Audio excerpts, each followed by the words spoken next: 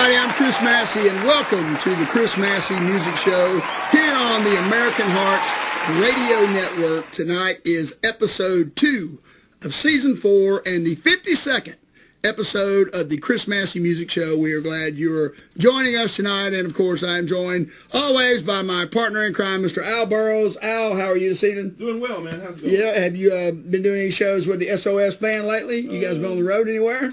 Minneapolis last week. Minneapolis last week. And Birmingham this week, and then we go on a cruise week after that. Now, my daughter's in Minneapolis, and she was telling me that the weather's was kind of mild up there. Man, we were up in T-shirts, man. I mean, door was open, yeah, T-shirts, Yeah, that's right, that's right. Yeah, all the snow had melted. That's right. And then across the street, you had some people who were protesting this fur shop, because they're killing the animals for furs. It was crazy. Yeah.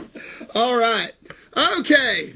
So, let's see what's in the news before we get to our guest tonight. Donald Trump has been president now for 1 month. And to say it has been boring, well, that would be that would be fake news to say that it has been boring. At his press conference the other day, he said that his administration is running like a fine-tuned machine. Now, so let's just take a look at that fine-tuned machine. You're the head of what do you call the guy? Flam, what was his position? National security advisor. National security advisor. He had to resign because he was talking with the Russians. The next guy you pick doesn't want to do it. Then you get a guy to be the head of the Department of Labor. Only problem with that is that he's breaking labor laws by hiring illegal immigrants. And if I'm not mistaken, that's pretty high on your list there. You think you would have done your research on that, okay? Your wife doesn't want to be first lady. She's living in New York. That you invited her over there when the Japanese prime minister and his wife came. She didn't even come. I have never seen in the history of this country a first lady so uninterested in being first lady as this woman is.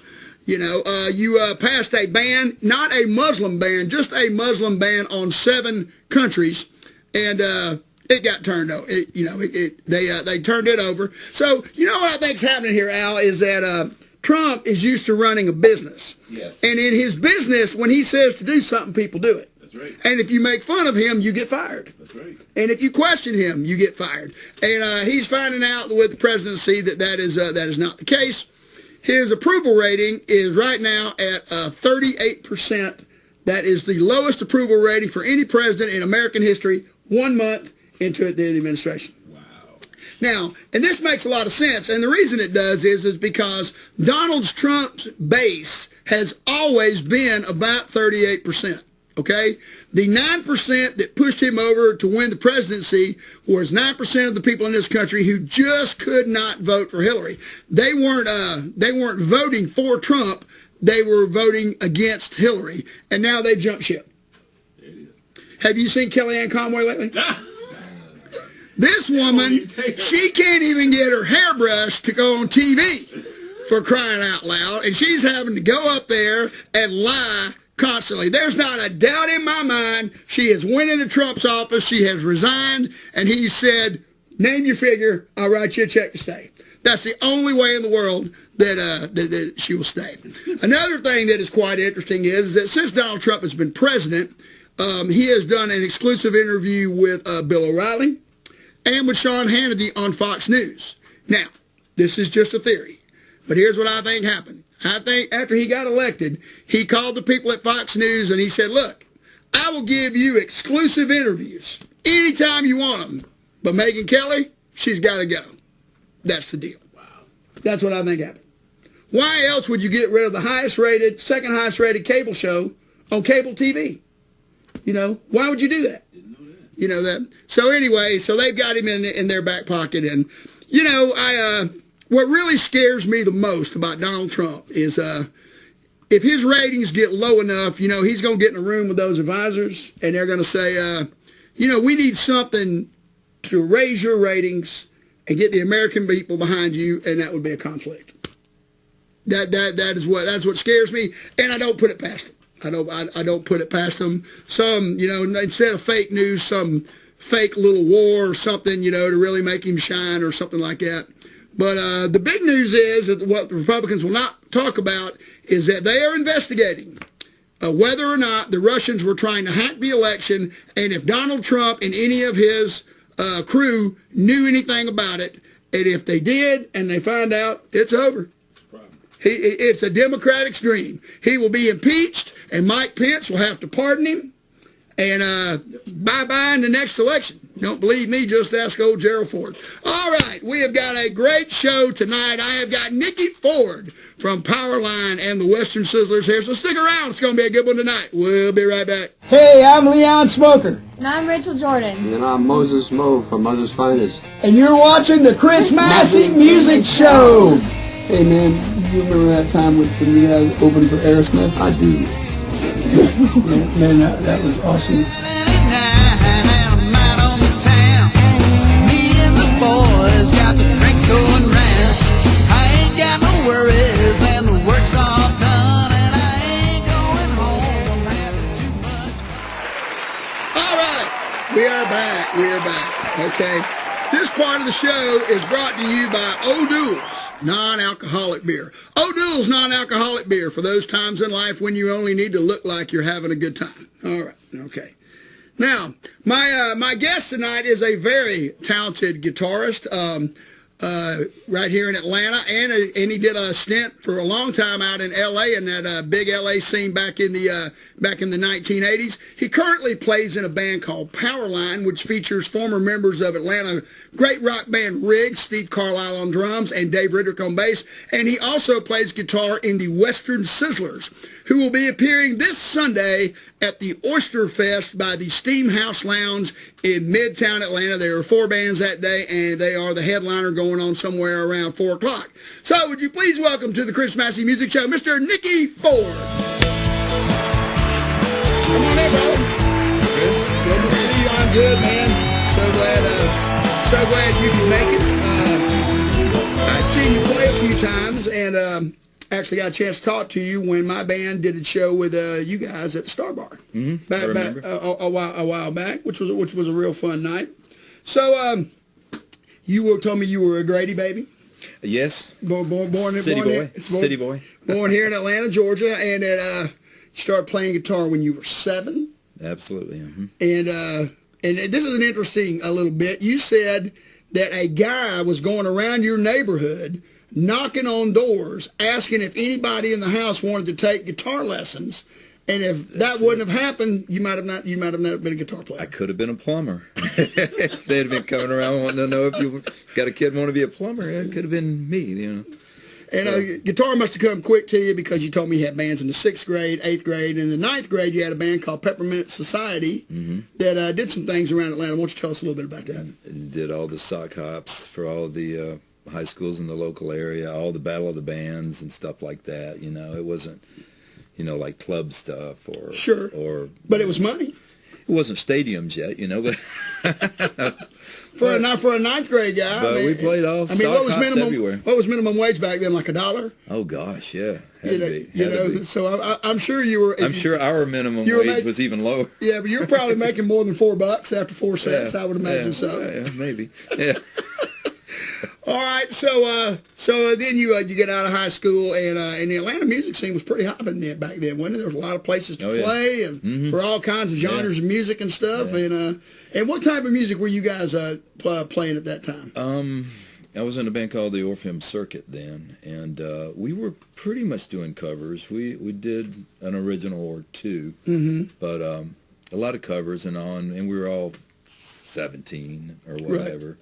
We were picked up by Discovery Agency, who also handled Hydra and Skinner, Radar and Skinner, and a bunch of the groups from back then. And he just shuttled us all over the place, and we were going the southeast kind of regional, but we would hit every little podunk town there was. I mean, in Georgia, I've been about every little There's city a ton of them, still are. Yeah. Now, you were actually in Finocchio's the night when rock history was kind of made, the night that Al Cooper from Blood, Sweat, and Tears came in and signed Leonard Skinner to their record deal.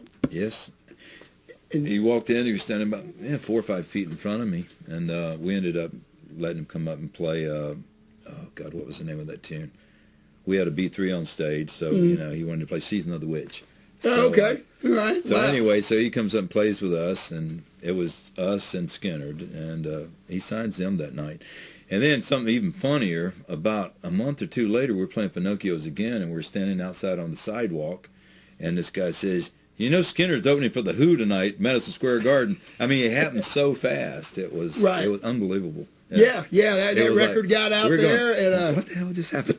you know, and I guess it's still like that too. But the Who was on MCA, and so was Skinner, and they kind of paired the products together back in those days and sent them out. Absolutely. You know, so okay, so you hang around the Atlanta scene till how long is it before you move out to California? We were already going out there around 1979. Okay. 79, 80, 81, we were in and out of there a lot. Okay. So now before all this happens, you played that great underground Atlanta circuit. Oh, yeah. With the Front Page and Broadway and Mad Hatter. When it was seedy and nasty looking. Yeah. And it was so much cooler than it is today. Now that was a little before my time. I was still too young to get in places like that. But I find it amazing how many older musicians there are in Atlanta still playing, and almost all of them have roots back to underground Atlanta. Yeah. Back to underground Atlanta. That's kind of where it all started. There's probably about 10 clubs down there. I mean, there were a lot. Front Page, Broadway, Mad Hatter, and some other ones too. The different Scarlett O'Hara's. Different kind of genre of music. Right. But there were a lot of places down there. And cover music was king back then. Yeah, pretty much. Yeah. Pretty much. And it was weird because when I started playing clubs in 1980, and about that time was when the music scene in Atlanta was shifting to original music. You're talking about covers. I'm just trying to think of what we were playing back then, because, you know, we weren't doing Sweet Home Alabama yet, you know. Right. Well, you guys were probably doing some Deep Purple maybe, and some Bad Company and stuff like that, you know. Yeah, a lot of Bad Company, come think of it. Yeah. Yeah, I mean, those were the bands. A lot of those bands came to my high school, like Pranks and Motion and Ruckus and Blackjack. And those, see, they all played the high school dances. Yeah, exactly. And we would always say, well, these guys have been playing in underground Atlanta. So I gave them some credibility, you know, when they came to the Blackjack school. was handled by Jam Entertainment, and they ended up picking us up as well. Okay. But we were doing all originals by then. And John Adams, the guy who was Jam. Okay. He set up probably the first. He had Mercury Records come out to see us. We did a showcase for them. I don't know, because I never heard any feedback about, you know, what was said. So they obviously didn't pick us up, but he was trying to get us the deal way back then. So Okay. So, Well, I had Mark Krause, who played drums with Pranks, was telling me that they would start in South Florida and stay down there for like 3 weeks. And just hit every town. Stay down there for months. Yeah, and just hit every town. We've I've hit every nook and cranny. Yeah. And then we started going out like to Texas and every nook and cranny in between. And then we started going out to California, and then we're going back and forth. So what year did you get out to California?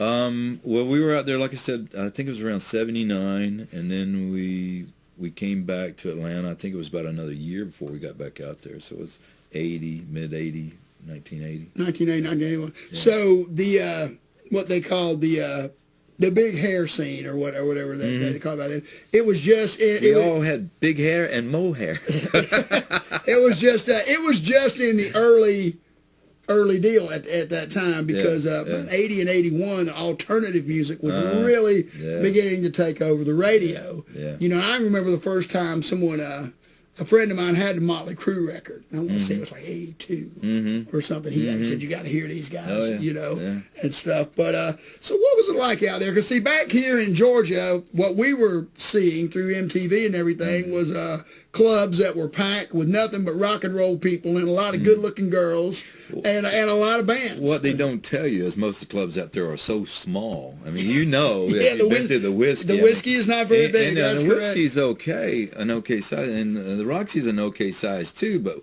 when you're used to playing all over the country, you're playing some big places. Then you go out there where it's Hollywood, And it's like, what the heck?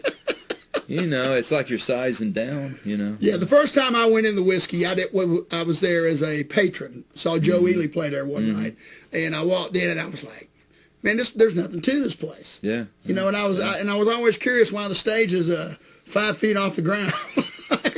Why it's so high get off the those ground. marshals up to their ears, you know. I guess so. I guess so. But so you're out there, and bands are getting record deals everywhere. Rat, Poison, and Motley Crue, and Guns N' Roses. I think toward the end of it, the bands that they were signing, Dokken, yeah. I remember the night. But by the time they got to bands like Great White and bands like that, it was kind of tapering off. You know, as far as I mean, these guys only hung around for an album or two. These bands that we're talking about, they, you know, still, you know, guys that are going to be in the Rock and Roll Hall of Fame. Guns N' Roses, of course, already is. Yeah. So was it pretty much a given anywhere you played? There was record people in the crowd.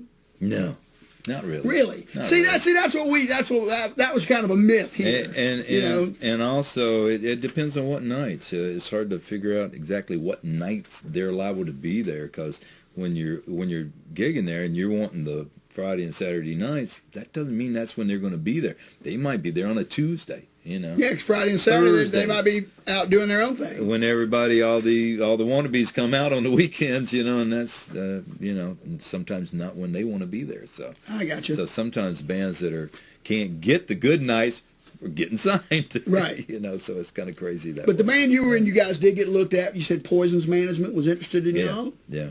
And management it just didn't. It just didn't fall into place. They like so many others, we scheduled about 3 or 4 shows for them to come out, as we did with some other people too, you know. And it costs a lot to put on those kind of shows out there, as you well know. Yes. And then you're doing it, and then they didn't make it again. So, you know, after a while, it just kind of got, you know, we were just, you know, we'd done an EP with Paul Sabu, who was producing people like John Waite and some other B kind of celebrities, you know. And it sounded great, and he had some things he thought was going to happen as well, like the MT video. He got us set up with that, and they paid for everything. We drug all our stuff out to the sand, Malibu Beach, and Hammond B3 and everything, you know. Right. And it just didn't materialize. Got some great songs and tapes, but and the same thing with the album we did with Jeff Workman later on at Cherokee Studios out there, and we were out there with Motley Crue doing Theater of Pain in one studio. There was like 4 studios under one roof. Oh, okay. It's us and Pat Benatar alternating in the big room, and they were in a little smaller room. They were doing mostly mixing in there, though. Well, those are some big acts, especially at that time. That Theater of Pain album from Motley Crue was huge. Bob Dylan was in one of them, and when he wasn't there, Pat Benatar would have her baby in that one. Is that right? It was like a kiddie room, I guess. So, you know, and Black Sabbath was in there. Okay. That's where I met Glenn Hughes the first time. Oh, wow. And, that was Mr. Mr. Trapeze. Yeah. Oh, yeah. Trapeze was one of my favorites. Absolutely. Way back when, you know. Now, it's amazing, though, and I don't think a lot of people realize how much is involved and how much being at the right place and the right time and luck. And I mean, literally everything has got to fall. You know, when I had Rick Richards on the show, and you got to have people out there fighting for you too. That's right. Yeah. Which we bought our contracts back from 2 different management companies. So just because you get management doesn't mean it's going to be. That's right. You know. But Rick was telling me that when the Satellites record came out, you know, it comes out and some DJ in Texas starts to play Keep Your Hands to Yourself. Oh, yeah. Okay. That's kind of how I got started. Well, you know, when we left, the last time that we left Atlanta, Jeff Klicksman called me, and he said, everybody's telling me secrets of the band I need to hear. And we were leaving the next day for 3 months. Like we did a lot. We would go out for 2 or 3 months, come back for 2 weeks. And didn't do much for my first marriage, but... you know, yeah, that would be tough. You know, but that was it. And Glicksman called, and I said, all right, who the hell is this? Because I thought somebody was just screwing with me. But he said, no, it was him. And I knew Kansas had moved there because they used to rehearse a couple of blocks from where I was living. Okay. And so we left, and I had no idea until I came back here and all, and you know, I was talking with Rick when we were at Rick or Kevin when we were at a Sizzlers rehearsal or something, and then I found out that Glixman did their first thing. That's right. Really? We left, and then you know they got the deal and everything. So that was cool. And they were you know, they were passed. That was very cool. It just makes me wonder now what would have happened if we had not been leaving. They were passed on a half a dozen times. I should have canceled our tour, I guess, and stayed around. But you know, you just never know. I mean, I heard the first time I heard that "Keep Your Hands to Yourself" record song was in 1982. They were playing it in the bars then. They didn't make it to the radio until 1986. Oh wow! You know, to that album. So it's just timing. Yeah. The 1982 probably wouldn't have been a hit with the Flock of Seagulls and the Fix and everything else that was going on at that time. You know. Now, I know you play a Telecaster in the Western Sizzlers. I do. And you're a really good slide player. I've seen you play it really. Dwayne Allman, you know, my band Orpheum Circuit, way back when, I used probably 60% of my leads were slide. Is that right? And then when we got out to California, you know, everybody's doing this, and slide went away for about 20 years. That's what I was curious about. I was going to ask you is how did the slide play into the metal? Because you don't hear that a lot. Not at all. In that type of music. And the stuff I was writing, I just couldn't seem to make it work with it either because we weren't really doing blues rock. We were kind of doing English rock kind of stuff, but right. But and in the Sizzlers, you play slide on a Telecaster, which is also a little unique, is it not? It stinks. Oh, did I say that? You know, it's not set up right, and I do it, and I suffer every time. We started doing the Statesboro Blues. In fact, I think we're going to do that Sunday at the Oyster House. Yeah. But I bring a Strat for that. Okay. But it's got Jeff Beck humbuckings on it, and it's been completely. It's like a Strato Paul. I got you. Okay. But it's tuned and the height's jacked up, and it's great for slide. Okay. Now when I have to do it on the telly, well, it's not tuned right, so now the notes are all somewhere else. You know, and it's too low, and you get too much fret stuff going on. So it kind of makes me not look near as good as I can be when I'm playing it on the telly. But I do it sometimes. So, you know, you do what you have to do. The Gibson is, Dwayne played an SG, right, and a Les Paul. I guess is what. You know, I saw them at Piedmont Park. We all used to play Piedmont Park. It was free music on Sundays. And Discovery, our agency and management used to put that on, and they'd have big acts like the Allman Brothers. First place I saw them was there. They'd have Mountain and other big people come here Hampton and there. Grease Band. Oh yeah. Hampton they were with Discovery too. Colonel, he's been on the show. Steve Cole was Discovery. Him and Frank Hughes, and they pretty much ran it. So we were lucky to get picked up by them when, you know, like I said, I was when I was playing Finocchio's, I had a police permit to even be in there, but I think I was 16, 17 maybe. You know? Right. And that's when 18 was legal, I think. Yes. Back then, so. Yeah, it was weird in Georgia. It was actually 21. But then they changed it to 18. Exactly, and then they put it back. You know, where I was going with that story though, I was there and I saw them playing at the Pavilion there, and they get done playing, and you know, I mean, Greg's Hammond is right there, and I walk up there, and there's Dwayne's bottle, and I picked it up, and I'm looking at it, and this guy says, "Got to take that now." the roadie came by, you know, but I had it in my hands, and I think maybe some magic might have come off. I don't know for sure, but you know. Well, I saw Blackberry Smoke at the Tabernacle a couple years ago, and they brought out Dwayne's Gold Top from the Big House in Macon. Okay. And Charlie Starr played it on a song, and they went into Dreams by the Allman Brothers, and they were playing it. It was just for one tune, and then they came and took it off and whisked it away. I tell you, that band Orpheum Circuit, Allman Brothers just came out, and I swear I think we played every song off the first and second album. We were a tribute band, and we didn't even know it. Before tribute bands were out, you know. But we used to play a lot of their stuff, though. Okay.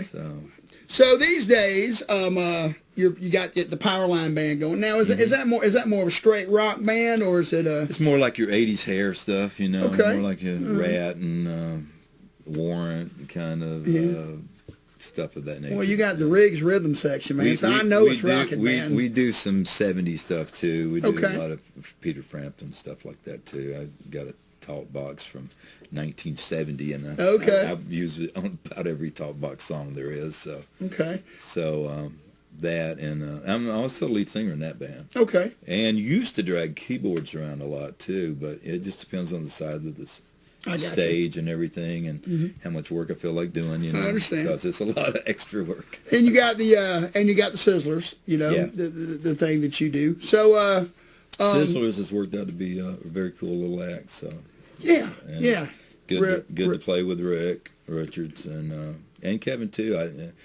When I was first asked into that band, I didn't know any of them except for Rick, and we didn't, it's not like we had ever played together or anything like that before. So, but that's turned out to be really cool. Yeah, they got some really great original music. Kevin Wright's got some dynamite lyrics, man. Kevin's a non-stop writer. He writes a lot, and he comes up with a lot of melodies and lyric, and then we all put it together. Put it together. And yeah. So now you also have a piano tuning business. Is I do. Is that correct? I do. And you I do. give that a little plug here if you'd like. A1 Piano Tuning. If you have a piano, you need someone like me making it sound sweet. All right. There you go. Now, do you do but mostly venues, or do you come to people's homes and tune pianos? I do homes, churches, studios, a lot of studios in Atlanta, a lot of the concerts that are around through town, and just like that.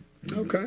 All Keeps right. me busy enough. Yeah, and with the playing. So. Oh yeah. So this Sunday, you guys are kind of like the first sure act at the Oyster Fest. This is like what, 3 years in a row? You guys have been there? I think this is it's either fourth or fifth. Oh, okay. I think it might be the fifth. Yeah. Yeah. Well, that's an awful damn good gig to do every year. When we first played there, they didn't like anybody doing it, 2 years in a row. Right. And somehow they really like us. So Well, it's a great gig for sure. Yeah, lots of people, and great somehow, some way, and I had the guy that owns the Steam House Lounge on here, and we were talking about how the weather cooperates, it being the last weekend of February almost every year. I told him last year, I said, don't you think maybe you ought to go out just a few weeks farther? And he said, nah, I like it. You might be standing in a mud hole. That's right. It was a little wet last year. Yeah. But it's never been like 32 degrees. It very well could be. Oh yeah, absolutely. That weekend in February. Yeah. So you guys go on. You're the headliners. What time you guys go on? We're going to go on a little bit after 4. About after 4:30 or so. Maybe. Okay. So that's this Sunday. Actually, the Oyster Fest is Saturday and Sunday at the Steam House Lounge in Midtown Atlanta. And Nickey Ford and the rest of the Western Sizzlers will be performing Sunday. I guess there's only one stage there. Is that correct? One big stage. One big stage. 4 bands. Okay, and, great. So, there's no football on Sunday, so come on out and check it out. Nickey, appreciate it, my friend. Only thing is the awards are that night, I think. That's right. That's right. We'll be right back. And I are going to have a drink here, and we're gonna toast the show. Okay. Is that okay with you? That's fine with me. Is that okay with you, Al? Al over here, engineering man. He's doing props for Al. He's been making it look right all night. Super job, and I couldn't afford the Jack Daniels, so we're gonna have to go with the Evan Williams. There's your little here. Oh, I appreciate that. That's no problem. That is no problem. That's a mighty good pour you got there, my friend. Well, it's a big drink because it's going to be a big show. I mean, that's all I can tell you. So let's have a little toast here to the Chris Massey Show. There we go. Bottoms up, my friend.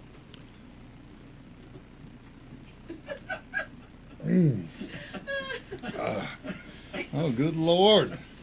Show's over, folks. Just make sure I get my rice-a-roni. Woo!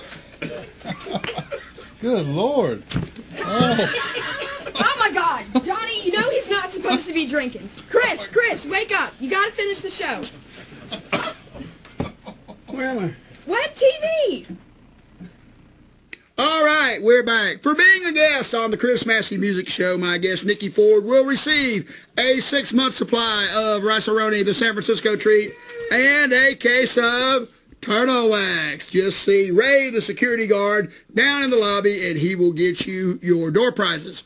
All right, we will be back next month. Of course, I'm doing the new show, Keeping It Real Sports, that airs at the beginning of the month, and then we will be back with the Chris Massey Music Show next March. I don't know who the guests are going to be. I've got a lot of feelers out there, so it could be a number of people, but I promise you that it will be very entertaining, just like our show was tonight. So remember, like I always say, always love your woman. Take life as it comes. And when you get the chance, have too much fun. We'll see you next time.